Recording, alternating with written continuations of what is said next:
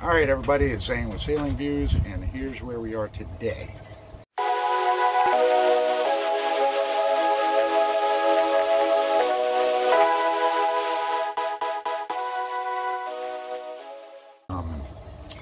I got a new alternator. I've got a video, I don't know if I've posted any of these videos yet, probably not. So today I bring you a new alternator. Let's see what I've got here. It is, I got it from DB Electric, cheap place online. This is basically a 105 amp, one wire inverter. Alternator. 105 amp, basically run one wire here to the battery isolator that splits the power, and I can charge both batteries. Now it's also got a small ground, which I guess I'll hook to the chassis of the engine. I really don't know. I'm not much with alternators and things like that, but that's going to be the game plan. That's what I'm going to try to do today. So one of the first things I'm going to do is crawl in this little engine hole and see if it fits. You know how much I love the engine. Okay, word to the wise, make sure you have all the tools you need before you crawl into a little hole like this.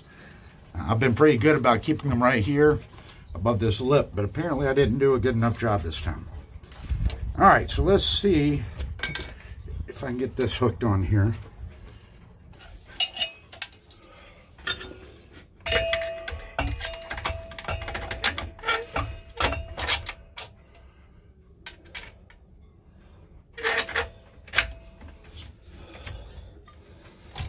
Okay,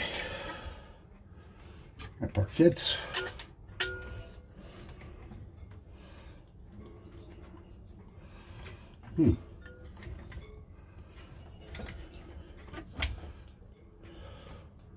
Oh man, sort of fits.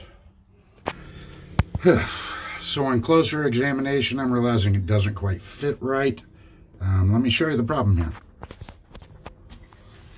All right, so this pulley is a little too small, so I'm not going to be able to get the tension I need. My bar, I'm running out of everything, all my room on the bar. So I guess I need to look at my other alternators and see if this pulley is different, which I'm betting it is. So, yep, there you go. I guess I could get a tighter belt. I've got a bunch of different belts. I could try that. This whole bar is rusty. I probably need to sand it and clean it up. And then I've got these wires. I'm guessing they go to the starter. I don't know. I don't know what they all do. They're all just loose and free and not doing anything. So yeah, more things to figure out. Here is the isolator I was gonna run the alternator to, and I probably still will. I just need to figure out what is what. All right, this one is there. Where's the input?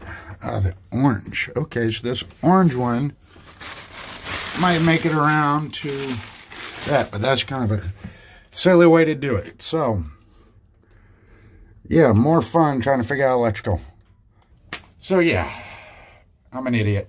I ordered the wrong alternator. Well, maybe I didn't order the wrong alternator. I just need to do some work to make it fit. So, I mean, everything on a boat, basically, especially one this age, is kind of a custom fit.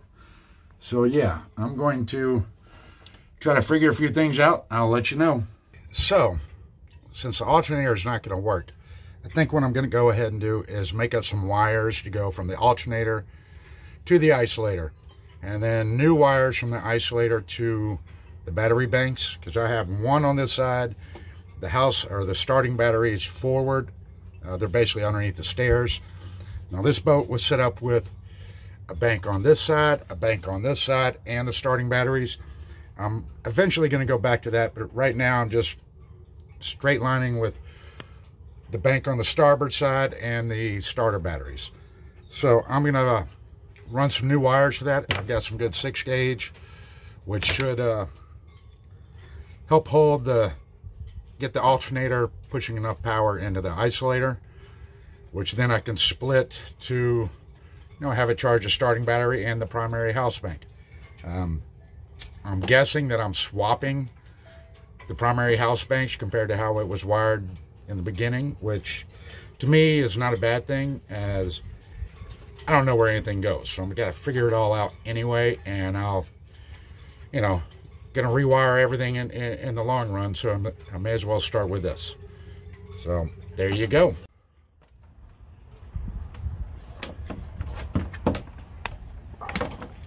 Ow.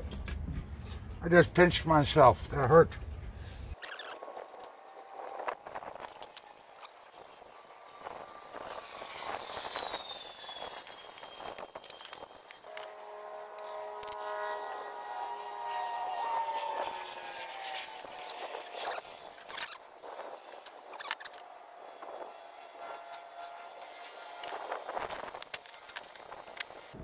Man, you can't get that sucker to grip at all.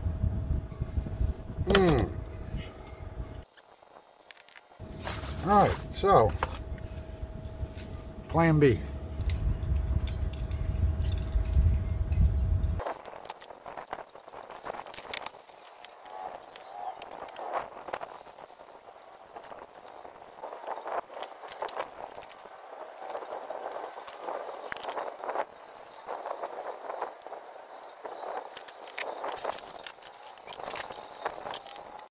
Alright, so I haven't had to make any large battery size terminals or anything this large.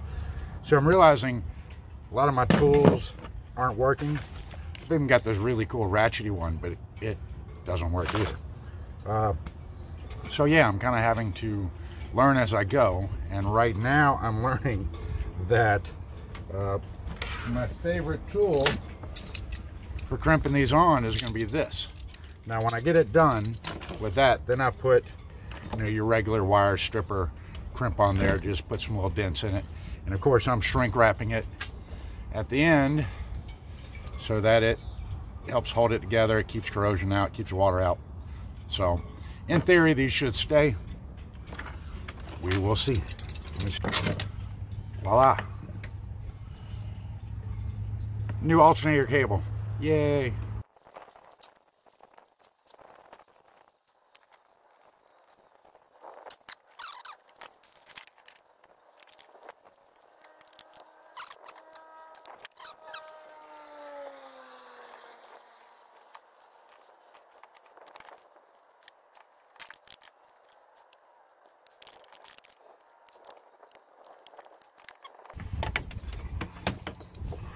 Ooh, that lighter is warm.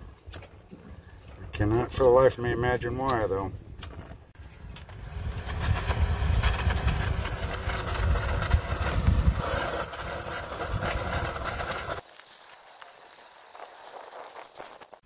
So another thing I managed to do was get a cheap little labeler, which is good, because with all these wires I need to label them and get something figured out.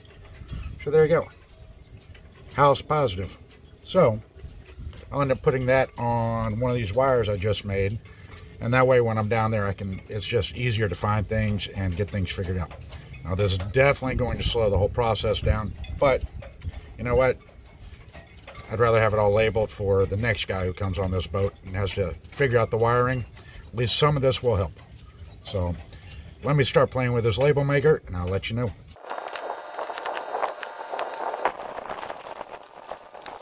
So I definitely think I'm getting a little better at it, and that's a good thing, because if these come loose and hit a ground or hit the engine or hit something like that, it could easily start a fire, you know, create a spark, something like that, and that wouldn't be a good thing. So I'm getting better at this.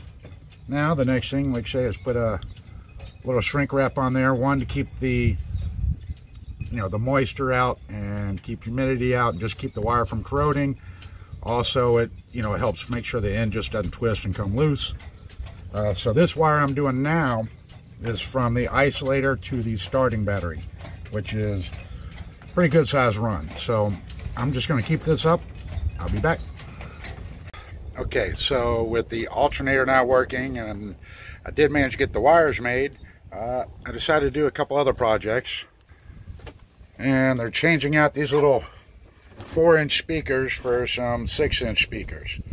And that basically just entailed cutting the hole a little larger and, removing the originals, cutting the hole bigger, and then installing the new ones. I'm just about finished with that part. The next thing will be chasing wires, which, once again, the wires on this boat are way undersized. So I'm going to go ahead and beef everything up, give it a little more power, a little more wattage going through the wires. So I'm going to get some bigger wire and get that installed. Maybe I'll have time to test it today, maybe not. We will see. Okay, everybody, here I am on the Irwin 43. Basically, I'm packing up for the day. I managed to get a couple things done. I got the wires for the alternator pre-cut and crimped and sized. I figured out the alternator doesn't fit exactly right, so I'm gonna have to do some work on that. I did get some stereo speakers installed, so personal enjoyment. Everybody's got to take care of that. There's some cheap $30 ones from Amazon. I got, I guess they're the Pile 6-inch marine speakers. I'll give you a review later and let you know if they're any good. Right now, we will see. But I've got the boat kind of straightened up, all my tools put away. I got the dehu running, because I brought one of my dehumidifiers down to the boat. And with that, I'm going to go pick up kids.